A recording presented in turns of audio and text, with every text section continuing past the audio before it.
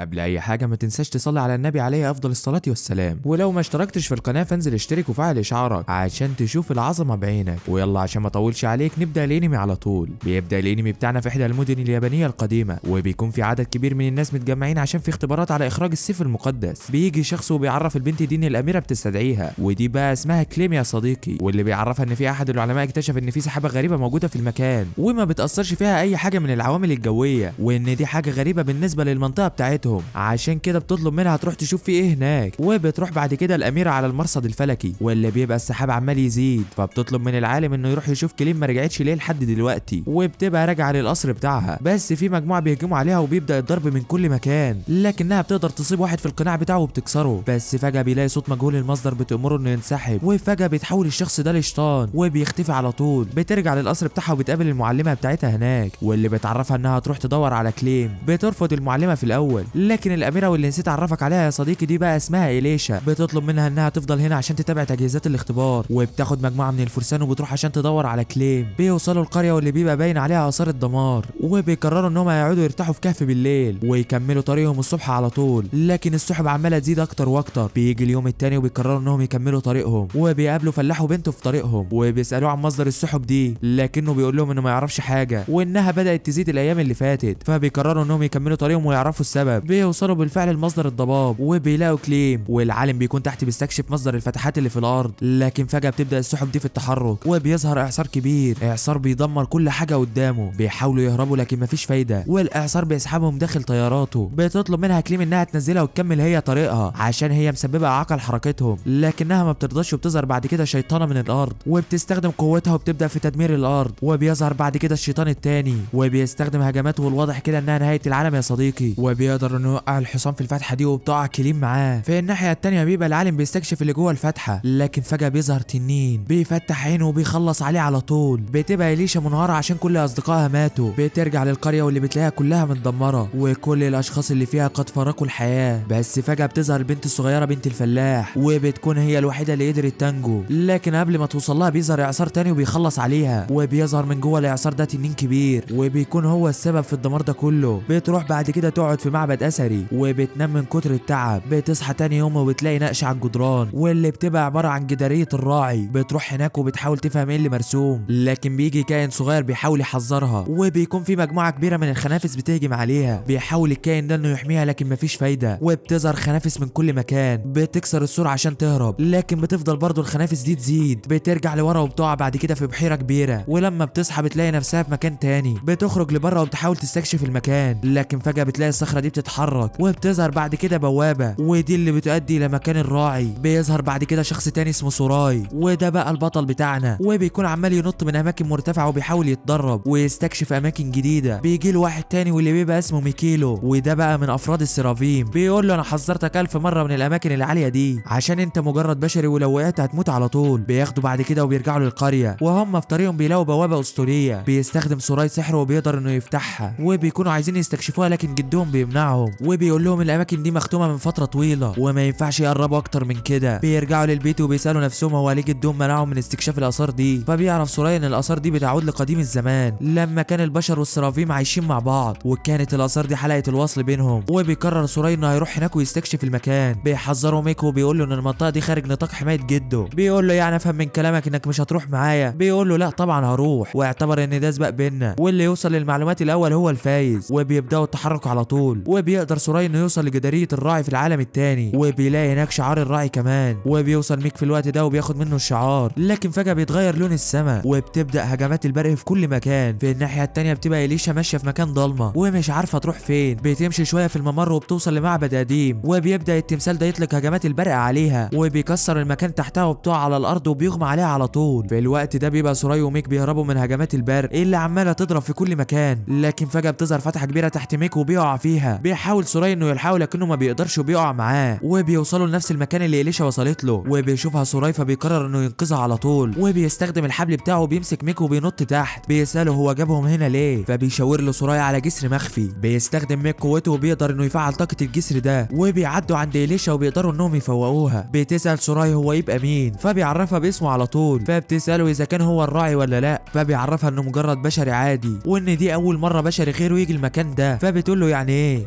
مفيش راعي؟ فبيقول لها لا، بس انا لقيت نوش على الجدران شبه جداريه الراعي. فبتقول له من غير الراعي مفيش فرصه ان احنا ننقذ العالم. وبيقرر بعد كده انه ياخدها معاهم للقريه. بيحاول ميك انه يحذره، لكنه بيقول له انها محتاجه المساعده ولازم يساعدها مهما كان الثمن. وبياخدها بعد كده وبيتجه للقريه وبيحاول يعرفها على افراد السرافيم، لكنها ما بتكونش شايفه حد منهم. بس على الرغم من كده بتطلب مساعدتهم وبتعرفهم ان الشياطين بدات في تدمير العالم ولازم يستخدموا قوتهم عشان يخلصوا عليهم. لكن ما حدش منهم بيسمع كلامها وبيطلبوا من سوراي انه يمشيها. بيروح بعد كده يقابل جده اللي بيقعد يهزق فيه وبيقول له ان ما ينفعش بشر يدخل المنطقه بتاعتنا عشان البشر ما بيجيش من وراهم غير المصايب. فبيقول له سوراي انا بشري وعايش معاكم. فبيقول له انت تختلف عن الباقي، انت عشت وسطنا وتقدر تشوفنا، لكن البشر العادي ما يقدرش يعمل كده. فبيقول له اللي انت بتقوله ده غير اللي انت بتعمله معايا، انت اديتني الكتاب الاسطوري وخليتني اقراه كله وعرفت منه ان البشر والسرافيم كانوا عايشين مع بعض. فبيقول له ان ده كان زمان لكن دلوقتي ما عادش ينفع ولازم يطلب منها تغادر القريه بتاعتهم. بيروح بعد كده وبيسالها هي تبقى منين. فبتعرفه انها من عاصمه ليدي لايك. فبيقول لها مش دي اللي موجود فيها السيف المقدس واللي هيقدر انه يخرجه هيبقى الراعي. بتقول له ايوه، بس لحد دلوقتي ما حدش قدر انه يخرجه. بتنام بعد كده وبيقرر سوراي انه يطلع بره عشان يشم هوا وبيلاقي ميك مستنيه بره وبيعرفه ان جده سامح لها انها تقعد لغايه ما هي تبقى عايزه تمشي عشان ما يولدش الحقد بين البشر والسرافيم مره تانية. بس فجاه وهي نايمه بتفتكر اللي حصل في المدينه بتاعتها والدمار اللي خلص على الناس كلها وبتقوم من النوم مفزوعه. بيروح سوراي لما بيسمع صوتها فبتعرفه انها شافت حاجات ما يقدرش اي بشر يستحملها. شافت الشياطين بتظهر من كل مكان واصحابها بيموتوا قدامها والدمار مش راحم حد. فبيقول لها عشان كده جيتي هنا تدوري على الراعي؟ بتقول له ايوه، ده كان الامل الوحيد اللي قدامي لكنه تلاشى لما قلت لي ان الراعي مش موجود بينكم. وبتسيبه على طول وبتمشي. والتاني يوم بياخدها سوراي وبيروح عند المكان وبيعرفها ان الراعي فعلا موجود لكنه لسه ما ظهرش عشان هم مش هيعملوا الاثار دي من وحي خيالهم يعني. وبيعرفها كمان انه لقى الشعار ده وان اكيد الراعي هيظهر في يوم من الايام ويحقق امنيته وهو انه يخلي البشر تقدر تتعايش مع السرافيم. وبيديها الشعار وبيطلب منها توصله للراعي اللي هيقدر يخرج السيف المقدس من مكانه. وتاني يوم بتقرر بعد كده انها تسيبهم وتغادر القريه عشان ترجع للعاصمه بتاعتها وبتعرفه باسمها اللي هو لسه ما يعرفوش وبتشكره عشان ساعدها من غير ما يعرف هي تبقى مين. وبتطلب منه يشارك في اختبار السيف المقدس اللي هيبقى في العاصمه وبتديله الشعار بعد كده وبتقول له انت قلت لي امبارح ان امنيتك تخلي البشر والسرافيم يتعايشوا مع بعض ودي نفس صفات الراعي في الاسطوره. وبتسيبه وبتمشي لكن فجاه بيحس جدهم بخطر وبيكون في شخص داخل لمنطقتهم وبيبقى خافي نفسه واللي اكيد هيبقى من افراد شياطين الهيوما. فبيدي لهم اوامر انهم يلاقوه في اسرع وقت ويخلصوا عليه. وبالفعل بيتحرك سوراي وميك على طول وبيقدروا انهم يلاقوه وبيكون ماسك شخص من رقبته وبيخلص عليه. بيطلبوا منه انه يغادر من غير ما يأذوه لكنه بيرفض وبيبدا الهجوم على طول. والشيطان ده بيبقى قوي جدا وبيكون هيخلص على سوراي لكنه بيقدر يصد الهجمه وبيستخدم ميك سحره وبيبدا الهجوم عليه لكنه برضه بيقدر يصد كل هجماته وبيبقى رايح عشان يخلص عليه. بيلحقوا سوراي وبيقدر يسيبه في بطنه وبيطيروا لورا لكن انت فاكر ان ده هيأثر فيه؟ لا والله، بيبقى ما حصلوش اي حاجه وبيستعد عشان يهجم عليهم مره تانية. لكن بيوصل جدهم في الوقت ده وبيطلب منه يغادر عشان ما يتعاملش معاه هو بنفسه. فبيمشي على طول وبيقول لهم هنتقابل مره تانية وبيعتذر له سوراي عشان هو اللي دخل بشريه لمنطقتهم وده سبب لهم ان الشياطين عرفوا المكان. فبيقول له ما حصلش حاجه، فعلا لو كانت البشريه ما دخلتش منطقتنا ما كانتش الشياطين هتظهر لكن لو كنا سيبناها كان هيبقى تصرف اناني ودي مش من صفاتنا. بيروح سوراي البيت وبيقعد يفكر في كلامه وبيعرف انه بيستهدف اليشا فبيقرر انه هيروح علشان ينقذها وبيبقى عارف ان الكل هيزعل لما يعرف انه ساب القريه ومشى من غير ما يقول لهم واولهم ميك. فبيقول له ميك مين اللي قال لك كده؟ انت فاكر ان انا هسيبك تروح لوحدك تقاتل الشياطين دي؟ مش انا اللي اعمل كده يا صاحبي. فبيقول له انت عرفت منين ان انا رايح اقاتل الشياطين دي؟ فبيعرفه انه لقى الخنجر ده واللي بيكون واقع من اليشا وجده طلب منه يدور على الشعار ده واللي اكتشف انه تبع العيله الملكيه وان اليشا مش فارسه عاديه عشان كده عرف انه رايح وراها. فبيشكروا سوراي على كل اللي بيعمله عشانه وبيقرروا بعد كده انهم يتجهوا للعاصمه. بيوصلوا بالفعل للعاصمه وبيكون في عدد كبير من الناس مقدمين في اختبار السيف وبيندهش سوراي لما بيشوفهم. فبتجيله بنته وبيتعرفوا ان كل دول مستنيين الاختبار وبتساله اذا كان جاي عشان يقدم على الاختبار فلازم يسجل بسرعه عشان التسجيل فاضل له كام ساعه ويخلص. وبتساله على جوازه عشان تقدم له بيه. بيقول لها يعني ايه جواز؟ فبتقول له انت كمان ما عندكش، على العموم انت هتخش بس هتاخد شويه وقت، ده لو هتمشيها ميري يعني، انما لو شربتني شاي هعرف انجزك بسرعه. بيوافق سوراي وبالفعل بتدخلهم على طول وبتطلب منه فلوس مقابل اللي هي عملته له. فبيعرفها انه معهوش فلوس فبتقول له ازاي وريني كده وما بتلاقيش حاجه في الشنطه بتاعته غير الخنجر بتاع اليشا وبيعرفها انه مش بتاعه. فبتقول له خلاص هدخلك بس هتبقى مديون لي بالفلوس دي. وبيدخل بالفعل وبيكون مندهش من كميه الناس اللي جايين عشان يقدموا في الاختبار وبتقول له انها عندها شغل وبتسيبه بعد كده وبتمشي. لكن فجاه بيحس ميك ان في حاجه غريبه وان الفساد منتشر في العاصمه كلها. بيروحوا بعد كده يبعدوا بيبعدوا عن المكان لغايه ما ميك بيهدى، بس فجاه بيلاقوا الشيطان معاهم جوه وبيخلص على عدد كبير من الناس. بيحاولوا يمسكوه لكنه بيبقى سريع جدا، وبيسالوا سوراي هو بيطارد إليشا ليه، فبيقول له عشان عجبتني مش اكتر، ولو فضلت مراقبها هشوف حاجات جديده، بس ما تقلقش انا مش عدوها، في شخص تاني عايز يخلص عليها، والشخص ده مش سهل خالص وانا مستني اشوف هيعمل ايه. وبيسيبهم وبيختفي. الحلقه التانيه بتبقى إليشا بتزور المقابر مع المعلمه بتاعتها وبتعرفها عن كل اللي هي شافته. في الاول بتبقى مستغربه عشان دي حاجه مش اي حد يصدقها، لكن إليشا بتقول لها انها لازم تمنع الحرب اللي هتقوم عشان دي هتولد الحقد بين الناس. بتقول لها المعلمه ما تاخديش قرار قبل ما تفكري كويس، وبتسيبها وبتمشي. في نفس الوقت بيبقى الوزير بيتفق مع شويه قتله مأجورين عشان يخلصوا على إليشا، عشان هي بتتصرف بدماغها من غير ما تستشير حد، وده اكيد هيدمر المملكه كلها. فبيقبل القتله المهمه دي على طول. بتبدا اختبارات السيف المقدس، وبيبقى في بنت نايمه جنب السيف، ودي بقى من السرافيم ملقبه عذراء البحيره، ومحدش بيكون قادر يشوفها غير سوراي وميك، لكنها بتحس برضه بنفس الشعور اللي ميك حسه. بيحاول كل الجنود انهم يخرجوا السيف لكن مفيش حد بيقدر، وبتبقى مجموعه القتله موجودين في نفس المسابقه. بتقوم إليشا وبتعرفهم ان الاختبارات دي مش بدء الحرب مع البلاد المجاوره، وانها عملت المسابقه دي عشان متاكده ان الراعي هو اللي هينقذ العالم بمساعده السرافيم، وده هيخلي البشر والسرافيم يقدروا يتعايشوا مع بعض مره تانيه. لكن فجاه بيحصل حاجه غريبه في المكان، وبتبدا كل حاجه تتكسر وبتسيطر السحب على المبنى، وبيظهر بعد كده تنين الهيوما وبيبدا يكسر في المكان كله. بيروح بعد كده سوراي على إليشا بتساله هو هنا بيعمل ايه وايه اللي بيحصل في المكان، لكنه ما بيجاوبهاش وبيجري على السيف على طول. وبيطلب من البنت دي واللي بالمناسبه اسمها ليلى انها تعمل حاجه، لكنها بتقول له ان الراعي الوحيد اللي هيقدر يهزم الهيوما. وبيظهر كمان القتله في نفس الوقت وبيهجموا على الاميره، بيحاولوا يخلصوا عليها لكنهم ما بيقدروش، وبتقدر تصد كل هجماتهم. بتروح المعلمه عشان تنقذها لكن الوزير بيوقفها وبيقول لها انها تقدر تحمي نفسها بنفسها. بيحاول سوراي يروح ينقذها لكنها بتعرفه انها تقدر تحمي نفسها، وبتطلب منه يتخلص من الهيوما اللي بيدمر في المكان. بيروح على طول على السيف عشان يخرجه، وبتساله ليلى هو عايز يبقى الراعي ليه، فبيعرفها انه عايز يستكشف كل الاثار اللي موجوده في العالم عشان هو عايز يعرف ازاي البشر كانوا بيقدروا يتعايشوا مع السرافيم. وبيقول لها لو هزيمه الهيوما هتحقق لي حلمي يبقى لازم ابقى الراعي. وبيروح عشان ياخد السيف لكن فجاه بتوقف الزمن، وبتعرفوا ليلى ان اللي هو بيعمله ده بيعرض نفسه بيه للخطر، بس في المقابل هيكتسب قوه سحريه جباره وهيتخلى عن حاجات صعب ان اي حد يتخلى عنها. فبيقول لها مش مهم، لو انقاذ الناس هو هدف الراعي يبقى ما عنديش اي مشكله. وبيقدر انه يخرج السيف وبيهجم بيه على الهيوما، وبيعطل حركته وبيروح يهجم عليه مره تانية وبيخلص عليه وبيدمر المكان كله، وبيبقى الكل مصدوم من اللي هو شايفه. وبعد كده بيقع على الارض بيغمى عليه. بيفوق بعد كده وبيبقى فقد الوعي ل3 ايام، وان إليشا هي اللي كانت بتعتني بيه. فبيسالهم عن مكانها وبيلاقيها داخله على طول، وبعد كده بيقعدوا ياكلوا وبيشكرها عشان اعتنت بيه الفتره اللي فاتت، لكنها بتقول له انا اللي عايز اشكرك عشان انقذت المكان من الدمار. وبتجهز له بعد كده هدوم كهديه منها، واللي بيبقى اصحابه معجبين بيها جدا، وبيقعد يكلمهم لكنها ما بتكونش شايفاهم. وبتساله اذا كان في سرافيم موجودين معاهم، فبيعرفها بالفعل انهم موجودين وبيقربهم منها لكنها برضه ما بتكونش شايفاهم. بتحاول ليلى انها تكلمها لكنها ما بتقدرش تسمعهم، فبتطلب منه ليلى انه يمسك ايديها عشان تكلمها من خلاله لكنها ما بتقدرش. فبتقول له غمض عينك كده وبرضه نفس الكلام. فبيقول لها ما تقولي لي اللي انت عايزه تقوليه وانا اقوله لها. فبتطلب منه انه يغمض عينه المره دي ويحبس انفاسه كمان، وبالفعل بتقدر إليشا انها تسمعهم. وبيعرفوها انهم هيفضلوا جنب سوراي ويساعدوه لحد ما يتخلصوا من كل الهيوما. وبتجيلها الخادمه في الوقت ده وبتعرفها انها لازم تروح القصر في اسرع وقت، فبتقترح عليه ليلى انهم يروحوا معاها، وبيوافق سوراي على طول. وبالفعل بيتجهوا للقصر، وبتنزلهم إليشا وبتعرفهم انها هتروح تخلص مهمتها وترجع لهم مره تانية. بس فجاه بيحس سوراي بدوخه غريبه، وبيبقى فاكر ان ده من ركوب العربيه، لكن بتعرفه ليلى ان ده بسبب الحقد المنتشر بين الناس. وبيلاقي السما لونها غريب، فبتساله ليلى الشعور ده جاي منين. بيقول لها انا مش عارف، بس هي بتقول له ان الراعي لازم يكون حاسس بكل حاجه حواليه، ولما بيركز بيوصل للمكان على طول. بينزلوا لتحت وبيكون في باب عليه ختم اسطوري، وبيوصل ميك لمكان المفتاح، وبيظهر بعد كده شعار المملكه. بيطلع سوراي الخنجر بتاع إليشا وبيقربوا من الشعار ده، فبيفتح الباب على طول. بيدخلوا لجوه وبيلاقي تمثال على شكل تنين، وبيسالهم اذا كان التنين ده مصدر الحقد، فبتقول له ليلى لا، في حاجه تانية اكبر من كده. وبيظهر بعد كده مجموعه من خفافيش الهيوما بتهجم عليهم على طول، بس بيقدر انه يصد الهجمه بتاعتهم، لكنهم بيكونوا اقوياء جدا وفي عدد كبير منهم وبيقدروا يصيبوا ميك. بتطلب منه ليلى انه يفرقهم عن بعض، وبالفعل بيروح يهجم عليهم، وبتستخدم ليلى تعويذتها الناريه وبتخلص عليهم في لمح البصر. وبيسالها عن القوه اللي هو اكتسبها، فبتعرفه ان ده بسبب العقد اللي هو عمله معاها، وان هي تقدر تزود قوته وتدخل جوه جسمه في اي وقت، وانه كمان يقدر يزيد قوته لما يعمل عقد مع السرافيم التانية. وبيعرفوا ميك ان في حاجه تانية ورا الباب اللي هناك ده. بيدخل لجوه وبيلاقي عدد كبير من الجثث الميته، وبتعرفهم ليلى ان ده سبب الحقد اللي موجود في الاثار دي. بيسالها عن اللي هي تعرفه، فبتقول له ان الاشخاص دي تمردوا على حكم الملك بتاعهم، فجابهم جابهم لهنا وحبسهم لغايه ما ماتوا، وده زود الحقد جواهم وزود كمان من اعداد الهيومه. ولازم الراعي يخلص على المصدر الاساسي بتاعهم وهو ملك الكوارث اللي بينشر كميات كبيره من الحقد بين الناس، ودي تبقى مهمه الراعي. وبتقول له ان ده مش هتقدر تهزمه دلوقتي ولازم تكتسب خبره اكتر من كده. لكن فجاه بيلاقوا ميه تحتهم وبتبدا في الانفجار على طول. بيفعل ميك قوته وبيجمد الميه دي، لكنها ما بتقفش لحد كده وبتكسر المكان. بيجروا لحد ما بيخرجوا بيلاقوا اعصار مره تانية. في الناحيه التانية بتبقى إليشا وصلت للقصر وبيطلب منها الوزير انها تسلم لهم الراعي عشان يبقى تحت سلطتهم، لكنها بترفض على طول. بتطلع بعد كده وبتتكلم مع المعلمه بتاعتها وبتعرفها المعلمه انها هتفضل جنبها وتساندها مهما كان الثمن. لكن فجاه بتشوف الاعصار بره والواضح كده انه هيدمر المكان كله. وفجاه بيظهر تنين جوه الاعصار ده وبيبقوا كلهم مش عارفين يعملوا ايه. وبيبقى سوراي رايح يهجم عليه لكنه بيختفي على طول، وبيبقوا مش عارفين السبب اللي خلاه يظهر في الوقت ده ويختفي كمان. بتيجي إليشا وبتشكره عشان انقذ المدينه، وكمان بيلاقي الناس كلها متجمعه عشان تشكره وبيبقى مش عارف هو عامل ايه. بيجي له الوزير وبيشكره عشان انقذ المدينه وبيعزمه عشان يتعشى معاه. بتحاول إليشا تمنع الزياره دي عشان بتكون خايفه عليه، لكنه بيطمنها وبيقول لها انه مش هيروح من غيرها. وبيطلعوا بعد كده يتمشوا وبيلاقوا اجزاء من المدينه متدمره والحقد لسه منتشر بين الناس. بيوصلوا لبيت الوزير وبينزلوا عشان يدخلوا، لكن الحارس بيعرف إليشا ان الملك طالب يقابلها وانها لازم تروح دلوقتي. بيطرقها يعني بطريقه حلوه. بيدخلوا لجوه وبيقعد مع الوزير وبيسالوا عن علاقته بإليشا. فبيعرفوا سوراي انهم مجرد اصدقاء وان كل اللي بينهم هو حمايه العالم من الدمار. فبيقول له تمام اشرب عصيرك بقى. وقبل ما يشربوا بيوقفوا ميك وبيدوق العصير وما بيلاقيش فيه حاجه. وبيسالوا بعد كده الوزير هو ناوي يعمل ايه الايام اللي جايه عشان هو عايز مساعدته في الحرب اللي هتقوم. فبيعرفوا سوراي انه مشغول الايام اللي جايه عشان هيتبع التنين ويعرف مصدره. بيخلص الزياره وبيروح بعد كده يقابل إليشا اللي بيتعرفوا انها لازم تغادر المدينه عشان عندها اوامر من الملك. بيروح بعد كده وبينام وبتبقى ليلى وميك قلقانين عليه. وبيعرفها ميك ان الوضع الجديد صعب على سوراي ومش عارف اذا كان هيقدر يجاري الاحداث دي ولا لا. فبتساله ليلى هو عايز يعمل ايه. فبيقول لها مش عارف بس انا لازم اساعده. انا سبت قريتي عشان اجي معاه لكني مش قادر انفعه. فبتساله اذا كان عايز يرجع للقريه بتاعته. بيقول لها لا طبعا انا فكرت في الموضوع ده بس ده مش هينفع. انا لازم ابقى مع سوراي في اي مكان يروحه حتى لو هيروح لنهايه العالم عشان احنا متربيين مع بعض من واحنا صغيرين. فبتقول له انا هقول لك على حاجه تساعد بيها سوراي. وبتطلب منه يغادر المدينه ويفضل متجه للشمال. وفي طريقه هيلاقي قطعه اثريه تقدر تختم الارواح الشيطانيه والقطعه دي شبه السيف المقدس كده ودي اللي هتخليه يقدر يندمج مع سوراي ويساعده. وبالفعل بيتجه تاني يوم للمكان ده على طول. ولما بيعرف سوراي بيبقى عايز يروح يدور عليه عشان عارف انه مش هيقدر يتعامل مع الهيومه دي لو ظهرت له فجاه. بس ليلى بتقول له ان اكيد عنده اسبابه الشخصيه اللي تخليه يمشي لوحده من غير ما يقول لاي حد. فبيقول لها تمام واحنا كمان لازم نتجه للقصر عشان عندنا حاجات لازم نعملها. وبيتعرفوا ان في جبل موجود على قمته عش التنانين وانهم لازم يروحوا هناك عشان يكتشفوا المصدر. بالفعل بيتجه للقصر وبيقابل إليشا واللي بتكون مغادره المدينه وبيديها الخنجر بتاعها وبيمشي معاها لنص الطريق. وبيقابلهم في الطريق ديدان اسطوريه واللي ما بتقدرش تعيش غير في الغابات دي وبتعتبر كائنات اليفه. في نفس الوقت بيبقى ميك متجه للاثار وبيحس ان في حاجه غريبه وبيلاقي حاجه بتهجم عليه وما بيكونش عارف هي تبقى ايه. بيجري منها على طول وبيقع من فوق المنحدر وبيقدر انه يفلت منها. بيقرر اصحابنا انهم يستريحوا شويه بالليل وبيقعدوا مع بعض عشان يتعشوا. لكن فجاه بيلاقوا هجوم قوي جاي عليهم من بره. بيطلعوا عشان يشوفوا في ايه وبيلاقوا الديدان السحريه دي بتهجم على الجنود وبيبقوا مش عارفين السبب اللي اثار غضبها كده. بيفعل سوراي قوته وبيروح يهجم عليها وبتنسحب على طول من المكان. وتاني يوم بيكملوا طريقهم وبتساله إليشا هو ازاي بيقدر يشوف السرافين. فبيقول لها مش عارف بس وانا صغير حصل حريق كبير وجدي هو اللي قدر ينقذني منه ومن وقتها وانا عايش معاهم ووسطهم عشان كده بقدر افهمهم. فبتطلب منه انه يعرفها اكتر عن حياتهم. فبيقول لها انا قرات في كتاب قبل كده ان البشر والسرافين كانوا عايشين مع بعض وكانوا موجودين في كل مكان وهم مش اسطوريين ولا حاجه زي ما هم اقوياء لهم نقاط ضعف برضه. فبتقول له طب احنا ليه ما بنقدرش نشوفهم دلوقتي. فبيقول لها ان جده قال له ان الشك دخل بينهم والبشر ما عادوش قادرين يتاقلموا على الوضع عشان كده قررت السرافيم انها تخفي وجودها. وبعد كده بيوصلوا لوجهتهم وبيتفرقوا وبيقرر سوراي انه يروح للجبل. في الناحيه الثانيه بيبقى ميك وصل لوجهته. بينزل لمكان فيه ميه وبيكون جوه باب سري. بيدخل لجوه وبيلاقي قوس اسطوري وفجاه بتهاجمه ديدان الهيومه. بيقرب من القوس وبيندمج معاه وبيخلص على الديدان دي وبيقول انه لازم يروح لسوراي في اسرع وقت عشان هو اكيد محتاجه. بالجانب الاخر بيبقى سوراي طالع للجبل فبيلاقي الشمسيه بتتحدف عليه وبيلاقي بنت وسط ايديه ودي بقى اسمها ادنا. بتقول له انت هتفضل شايلني كده كتير ولا ايه. وبتكون عارفه ليلى وبتقول لسوراي لو فضلت كده كتير هتموت. وبيلاقي وحش الهيومه بيهجم عليه. بتفعل ادنا قوتها وبتطيره لبعيد. بيشكرها سوراي لكنها بتقول له الموضوع لسه ما خلصش. وبيلاقي الوحش قايم مره تانية. بيفعل سوراي كل قوته وبيروح يهجم عليه لكنه ما بيحصلوش اي حاجه وما فيش ولا ضربه بتاثر فيه. بيروح يطير من فوق وبيكون الوحش هيخلص عليه بس ليلى بتلحقه وبتضربه بهجماتها الناريه. بيبقى في واحد واقف من بعيد وبيضربه طلق بالمسدس بيخلص عليه في لمح البصر واللي بيكون اسمه زافيدا. بيروح لسوراي وبيرحب بيه وبيعرفه ان هو اللي عامل كده عشان معاه مسدس يقدر يخلص على الهيومه في لمح البصر. فبيقول له سوراي في طرق تانية غير انك تقتلهم، احنا مهمتنا ان احنا ننقذهم. بيقول له دي مهمتك انت، انما انا بالنسبه لي مش فارقه. فبتطلب منه ايدنا انه يمشي عشان هي حذرته انه يقرب لها. فبيقول لها انه هيفضل يجي لغايه ما يخلص عليه. بيحسوا بحاجه غريبه تانية، وبيوصل تنين كبير، وده بيكون اخو ايدنا بس اتحول لهيومه. بيبقى هيخلص على سوراي بس زافيدا بيلحقه وبيطلع مسدسه عشان يهجم بيه عليه، لكن ايدنا بتمنعه. بيبعد لورا وبيضربه بالمسدس لكن مفيش اي حاجه بتاثر فيه، وبيقدروا انهم يختفوا من قدامه. وبتساله ايدنا هو جاي هنا عشان يعمل ايه. فبيعرفها انه جاي عشان يتبع التنين اللي ظهر في العاصمه. فبتقول له انه اكيد ده مش اخوها. فبيقول لها عارف، وعشان كده جاي اجمع معلومات واقدر احرر التنانين كلها وانقذ اخوكي. وبيسالها عن السبب اللي خلى اخوها يتحول لتنين. بتقول له ما اعرفش، انا مره واحده لقيته تنين وقعدت ادور على طرق كتير عشان ارجعه بس ما قدرتش، والحل الوحيد اننا نخلص عليه زي ما زافيدا قال. بيقول لها اكيد في حل تاني غير ان احنا نقتله. وقبل ما يكمل كلامه بيسمعوا صوت من بعيد، وبيكون زافيدا عمال يضرب عليه بالمسدس بتاعه، والتنين مش رحمه وبيهجم عليه من كل حته، وبيمسك زافيدا بيكسر عظمه. بيبقى سوراي عايز يلحقه ويفك اللعنه، وبيدمج قوته مع ليلى وبيروح يهجم عليه، لكن ولا اي حاجه بتحصل يا صديقي. بيروح يهجم مره تانية هجمات متتاليه بس كلها بتفشل. بتفتكر ايدنا في الوقت ده ذكرياتها معاه وقد ايه كان بيحبها ويعتني بيها. وبيبقى سوراي وزافيدا بيهجموا عليه من كل مكان بس مفيش ضربه بتخربشه، وبيهجم على سوراي بيطيره لبعيد، بيقع على الارض وما بيكونش قادر يتحرك. بتحاول ليلى توقفه عشان ما يموتش، والتنين بيبقى في قمه غضبه. بتروح له ايدنا عشان توقفه لكنه بيهجم عليها وبيكسر الصخره من تحتها، وبيجهز انفاسه الناريه عشان يخلص عليها، لكنه بيقف في اخر ثانيه لما بيعرف انها اخته، وبيطير بعد كده بعيد عن المكان. بيقعدوا بعد كده وبيقرروا ان هم يتبعوه عشان يفكوا اللعنه، وبتقرر ايدنا هي كمان تعمل عهد معاه عشان تزود قوته، وبيوعدها انه هينقذ اخوها. وبيقعدوا بعد كده وبيعرفها انه رايح لمدينه رولا عشان يدور على اي حاجه تفيدهم يعني في انقاذ اخوها، وكمان عشان يكتشف اثار جديده حتى لو ده مش هينفعه. فبتطلب ايدنا منه انها تروح معاهم، فبيوافق على طول، بس بتعرفوا ليلى انه هيواجه كل انواع الهيومه في رحلته، وعشان كده لازم ياخد حذر ويقضي على الحقد اللي جواهم. وبتقول ان في انواع قويه جدا ولو واجهتها بقوتك دي هيخلصوا عليك على طول، عشان كده لازم تتعلم تستخدم خيالك. وبتحط كارت سحر جوه النار، وبتقول له تخيل ان دي هيومه وخلص عليها. بيضربها اول ضربه لكن مفيش اي حاجه، وبيضربها الضربه الثانيه بس مفيش اي حاجه بتحصل غير ان النار بتزيد. فبتقول له ليلى انت لسه مش مستعد ولازم تتدرب اكتر من كده. والتاني يوم بيبقى ميك قاعد في الغابه، وفجاه بيسمع صوت حد بيصرخ، وبيكون في وحش بيجري وراه، وده بقى كائن النورمين. بيهجم عليه ميك بالسهم بتاعه لكن مفيش اي حاجه بتاثر فيه. بيروح الكائن الصغير ده بيندمج معاه وبيهجم هجمه بتطيره من مكانه، وبيقعدوا بعد كده عند النار عشان يشربوا، وبيعرفوا بنفسه واللي بيبقى اسمه اتاك، وبيعرفوا انه اندمج معاه عشان عنده القدره اللي تخليه يزود قوه السرافيل. فبيطلب منه ميك انه يسيب الغابه دي ويبعد عشان اكيد مليانه بالهيومه. فبيقول له طب انت رايح فين دلوقتي؟ فبيعرفوا انه هيروح عشان يشوف ليه السحابه دي مختلفه عن اللي جنبها. فبيطلب منه اتاك انه يروح معاه لحد ما يلاقي بيته. فبيوافق ميك على طول. في الناحيه الثانيه بتبقى اليشا بتستكشف اماكن جديده عشان تلاقي الدواء اللي هتعالج بيه الجنود، ولما بيلاقوه بالفعل بتتغير لون السماء وبيبقى لونها اسود، وبيظهر بعد كده اعصار في نفس الوقت. بيبقى سوراي متجه ناحيتها، وبيظهر بعد كده هيومه كبير جدا وبتكون هي السبب في الاعصار ده. بيفعل سوراي كل قوته وبيروح يهجم عليها لكن مفيش اي حاجه بتاثر فيها. وبيظهر كمان بعد كده تنين. بيروح سوراي وبيهجم على الدوده الكبيره، وبيجي راح عشان يهجم على التنين لكنه بيطير لبعيد وما بيقدرش يمسكه. بينزل بعد كده على الارض وبيخبط الجسر بايده وبيطلع صخور من تحت الارض، وبيكون ميك واتاك وصلوا كمان. ولما بيعرفوا ان سوراي هو اللي عمل كده بيقرروا انهم يعبروا الصخور دي لحد ما يوصلوا له. بيبقى سوراي وصل وبيحس بكميه حقد كبيره. بيدخل القصر وبيلاقي ليشا بتعالج الجنود، وبتفرح اول ما بتشوفه بس في نفس الوقت زعلانه عشان مش قادره تعالج الجنود، وحالتهم بتسوء يوم بعد يوم، والدواء اللي هي جابته ما بيعملش اي حاجه، وبالمعدل ده هيموتوا. بس فجاه بيلاقوا التنين في نفس النطاق بتاعهم، وبيكون متجه ناحيه الشجره المقدسه. بيطلب سوراي من ايدينا انها تعطله وما تخلوش يطير. بتروح على طول ويتفعل قوتها وبتعمل عليه حاجز، وبيكون سوراي رايح يهجم عليه لكنه بيقدر يفلت من الحاجز ويطير بعيد. بيشوف ميك الهجوم ده من بعيد فبيقرر انه هيروح عشان يساعد سوراي، لكن فجاه بيلاقي ذئاب الهيومه بتهجم عليه. بيخلص على اول واحد بس بيلاقي عدد كبير منهم. بيحاول سوراي انه يشتت التنين لحد ما ميك يوصل عشان يندمج معاه، بس التنين ما بيعتمدش الكلام ده وبيكون هيخلص عليهم. لكن انت فاكر انه هيموت بسهوله دي يا صديقي؟ قول معايا كده. لا والله، بيصد ميك الهجمه بالقوس اللي معاه، وبيروح بعد كده وبيكون العقد مع ليلى، وبيروح على سوراي وبيندمج معاه. وهنا بتظهر قوه جباره عند سوراي، وبيطلق هجمه واللي بتكون اقوى من هجمه التنين، وبتخلص عليه في لمح البصر، وبترجع كل حاجه لطبيعتها مره تانية. وبيشكر سوراي ميك عشان جه ولحقه، وبيروحوا بعد كده عشان يستكشفوا اماكن جديده ويقضوا على الشر اللي جواها. وبيفعل ميك قوته وبيتحكم في الميه. بيطلع بعد كده وبيلاقي اهل المدينه بيشكروه على اللي هو عمله، وبيروحوا بعد كده وبيقعدوا مع عالم وبيعرفهم ان التنين اللي خلصوا عليه ده كان في الاصل واحد من السرافيل، لكن الغل والحقد سيطر عليه فتحول لهيومه، وبدل ما كان المفروض يحمي اهل القريه كان هيدمرها. فبيسالوا سوراي عن السبب، فبيقول له ان في حد تقريبا خد كتاب سحر من غير ما يستأذن وقرأه. بتيجي إليشا تقعد ومعاها شويه اكل، وبيقعدوا ياكلوا وبعد كده بتشكرهم عشان انقذوا المدينه، وبتعرفهم ان كل الناس مرحبين بيهم، وبتقول لهم كمان ان في امدادات جايه من العاصمه عشان يصلحوا القريه، وبتطلب من سوريا انه يساعدها في تنظيمها. بتوصل البنت اللي قابلتهم اول يوم في العاصمه واللي كان اسمها روز يا صديقي، وبتكون جايبه امدادات من الاكل والشرب للجنود. بيروح عليها سوريا على طول لما بيشوفها، وبتتفاجئ انه بقى الراعي، وبتطلب منه الفلوس اللي كانت عنده، لكنه بيعرفها انه معهوش فلوس. فبتقول له خلاص يبقى لسه الدين ده عليه، وبتسيبهم وبتمشي. بتوصل واحده من الفرسان وبتعرف إليشا ان الوزير هيبدا حرب مع الدول المجاوره، فبيحطوا خطه على طول وبتقرر انها توقف الحرب دي، وبيقرر سوريا انه هينضم ليهم. لكن ليلى بترفض وبتقول له انت لسه ما تعرفش حاجه عن نوايا البشر. بس فجاه بيظهر اثار هيوما جنبهم. بيدخل سوريا البيت على طول وبيلاقي ان في واحد من البشر اتحول لهيوما. بيروح يهجم عليه لكنه بيكون قوي جدا، وبيقدر يصد الهجمه وبيطيره وبيكسر السور وبيهرب منه. بيجري سوريا على طول وبيهجم عليه وبيقدر انه يهزمه، وبيزعل لما بيخلص على الشخص ده، وبيكون بسبب انه ما قدرش يتحكم في كميه الحقد اللي جواه. بيروح بعد كده على المدافن وبيوصل لقبر الراجل اللي اتقتل على ايد الهيوما، وبيستخدم سيفه وبيطهره من كميه الحقد اللي موجوده جواه. بالناحيه الثانيه بتبقى إليشا بتحط الخطه، وبتعرفهم انهم هيغادروا الارض المعركه في اسرع وقت. بتطلع لبره وبتلاقي المعلمه بتاعتها ومعاها سلاح اسطوري، وبتعرفها انها تستخدمه عشان تحميها بيه في ارض المعركه. بتشكرها إليشا وبتسيبها وبتمشي. بتطلع لبره وبتلاقي مجموعه من القتله بيهجموا عليها. بتقول لهم انا مش فاضيه لكم دلوقتي، لكنهم ما بيسمعوش الكلام وبيبداوا الهجوم على طول. بتخلص على اول واحد منهم. بتقول لها رئيستهم الواضح انك مش اميره عاديه، وبتسالها هي عايزه ليه تروح ارض المعركه. فبتعرفها انها عايزه تروح هناك عشان تمنع الحرب اللي هتقوم. بتقول لها انت مش هتقدري تعملي كده لوحدك، وبتبدا الهجوم عليها. لكن إليشا بتقدر تصد الهجمه، وبتقول لها مش هسمح لك تقتلي عدد من الجنود وتضحي بيهم في الحرب. فبتقول لها إليشا لو في ضحيه يبقى انا هكون اول واحده، وبتحط الخنجر على رقبتها. فبتصدق البنت على طول وبتسيبها وبتمشي. لكن فجاه إليشا بتوقفها وبتقول لها بما انك هجمت على الاميره يبقى لازم تاخدي عقابك. وبتروح وبتطير القناع من على وشها، وبتطلب منها مساعدتها في منع الحرب دي. وبتطلع البنت دي روز وبتعرفها انهم هيتحركوا الصبح على طول، وبتسيبها وبتمشي. وبيقرر سوريا كمان انه هيروح معاهم. بيودعوا العالم وبيطلبوا منه يحمي المدينه في غيابهم. بيوافق على طول وبيقرر انه هيستعين باتاك. وبتوصل إليشا كمان وبيستعدوا عشان يمشوا، وبتعرفهم في السكه ان قوات العدو مكونه من 21,000 جندي، وقواتهم مكونه من ضعف الرقم ده، وعشان كده هتاخد مجموعه من الجنود ويدخلوا الحرب دي. بتوصل واحده من الفرسان وبتعرفها ان قوات العدو مكونه من 25,000 جندي، وده غير العدد اللي هم عرفوه. فبتقول لها مش مهم العدد قد ايه، احنا لازم نوقف الحرب دي. في الناحيه الثانيه بتبقى روز متجهه لساحه المعركه عشان تساعد إليشا في وقف الحرب دي كمان. بتبدا المعركه وبتبدا قوات العدو في الهجوم، وبيبقى الدمار في كل مكان. بيتعرفهم إليشا انها تروح لرئيس القلعه دي وتتكلم معاه وتأمره بوقف الحرب دي، ولو رفض هتقبض عليه. وكمان بيقرر سوريا انه هيتجه لساحه المعركه، وبالفعل بيروح على هناك وبيلاقي كميات كبيره من الحقد بين الناس. بيندمج مع السرافيم وبيقرر انه هينهي المعركه دي. بيبدا بالفعل يقضي على الشر اللي جواهم، لكن الحرب دي بتكون اكبر مما في خياله. بيقع على الارض وما بيكونش قادر. بيقوم مره تانية وبيكمل اللي هو بيعمله، وبيتحول لشخصيه الراعي وبيبدا يدمر كل القذيفات الناريه. وبيندمج مع ميكو وبيطلق سهم في السماء وبيقضي على كل الارواح الشريره. وبيقع بعد كده. بالناحيه التانية بتبقى إليشا متجهه للقلعه، لكن فجاه بتلاقي هجوم عليها من كل مكان، والسهام بتترمى من كل حته. لكن بتقدر المعلمه دي انها تحميهم، وبتقول لها تروح هي للقصر وهي هتفضل هنا وتحميهم. بتتجه على طول للقصر وبتقابل اللورد لاندو وبتأمره ينهي الحرب دي، بس هو بيرفض وبيأمرهم يقبضوا على الاميره، لكنها بتمسك كل الجنود بتكسر عظمهم هي وروز. بيتعصب لاندو وبيأمرهم انهم يقتلوها. واحد بيهجم عليها وبيوقعها على الارض وبيكون هيخلص عليها، لكنها بتقدر تفلت منه. وواحد من الناحيه الثانيه بيضرب روز. بتتعصب اكتر وبتقرر ان هي هتقتله، لكن إليشا بتمنعها وبتقول لها ان ده هيولد الحقد بين الناس. بس فجاه بيجي واحد من وراها وبيرشق السيف في ظهرها، وبيديهم اللورد امر انهم يخلصوا على البنت الثانيه كمان. لكن فجاه بيقعوا كلهم على الارض، وبيكون زافي ده وصل يا صديقي وبيقدر انه يحميهم. في الناحيه الثانيه بيفوق سوراي وبيقرر انه هيكمل طريقه، لكنه بيتفاجئ لما بيلاقي معركه ثانيه، وبتظهر بعد كده قوه اسطوريه، وبيكون ملك الكوارث وصل وسيطر على عقول كل الجنود. بتلفظ الاميره انفاسها الاخيره، وروز ما بتقدرش تستحمل المنظر وبتنط على طول وبتحط السيف على رقبه لاندو، وبتأمرهم كلهم ينزلوا اسلحتهم. وبيوصل بعد كده جندي لارض المعركه وبيدي الامر بوقف الحرب، لكن ملك الكوارث والمساعده بتاعته لهم راي تاني، وبيبداوا بنشر الحقد بين الناس كلها. بيروح سوراي على طول عشان يهجم عليه، لكن هجمته بتكون ضعيفه وبيقدر يصدها بكل سهوله. بيدمج قواته مع السرافيم التانيه وبيروح يهجم عليه مره تانيه، لكن مفيش اي حاجه بتاثر فيه، وبيقدر يصد هجماته كلها وينشر الحقد اكتر واكتر. وبيجمعهم بعد كده وبيخليهم يواجهوا سوراي. بيحاول يسيطر على قوته ويهزمهم، لكنه بيقع بعد كده. بيقوم وبيقول له انا هطهر العالم ده كله وهرجع اخلي البشر والسرافيم يعيشوا مع بعض مره تانيه بكل سلام. وبيبدا الهجوم على طول. في الناحيه التانيه بيحاول اصحابنا يربطوا جرح الاميره، لكن كل اللي شاغل تفكيرها هو الحرب. وبتفرح لما بتعرف انها خلصت وبتموت على طول. بتروح روز بعد كده عشان تنادي على سوراي وتخليه يجي ينقذ الاميره، لكن خلاص الوقت فات يا صديقي. وسوراي في الوقت ده مش قادر يواجه كل الحقد اللي قدامه، وبيقول له ملك الكوارث لو قدرت تنجو من الهيومه دي هقابلك بعد كده واخلص عليك. وبيختفي على طول. بيدمج سوراي والسرافيم قوتهم وبيقدروا يخلصوا على كل الهيومه. وبتوصل روز كمان في الوقت ده وبتعرفوا ان الاميره بتموت. بيروح يشوفها وبيقعد يفتكر كل كلامه معاها، وبيقرر انه يعمل عقد معاها عشان تفضل جنبه على طول ويزود قوته بيها. بتوافق إليشا وبيبداوا في انشاء العقد، وبتتحول بعد كده لسرافيم وبيقرر يسميها ميل، وبتقدر تشوف السرافيم التانية. وبيودعها سوراي بعد كده وبيوعدها انه هيقابلها مره تانية. لكن فجاه بيظهر هيوما من تحت الارض، وبيكون ده الشخص اللي امر بقتل إليشا. ايوه يا صديقي، اللورد لاندو. ولما بيعرف سوراي ان ده الشخص اللي قتل إليشا الغضب بيسيطر عليه والحقد بيتملكه. بتحاول ليلى انها تحذره لكن مفيش فايده. بيطلع سيفه وبيروح عشان يهجم عليه، لكنه بيقدر يخلص على الهيوما اللي مسيطره عليه من غير ما يأذيه. وبتقول له ميلف انها هتاخده معاه عشان يتحكم في العاصمه، وبيبقى الكل فرحان عشان يقدر يتحكم في غضبه. وبتيجي بعد كده روز وبتطلب منه يروح معاها لمدينه رولا عشان يسد الدين اللي عليه ويستكشف حاجات جديده. وبينضم لهم زافيدا كمان في الرحله دي، والواضح ان المغامرات هتزيد اكتر من كده. ولحد كده بيخلص الانمي بتاعنا يا صديقي. لو عجبك ما تنساش اللايك والاشتراك، وما تنساش كمان تكتب لي رايك في الكومنتات. ودلوقتي اقدر اقول لكم سلام.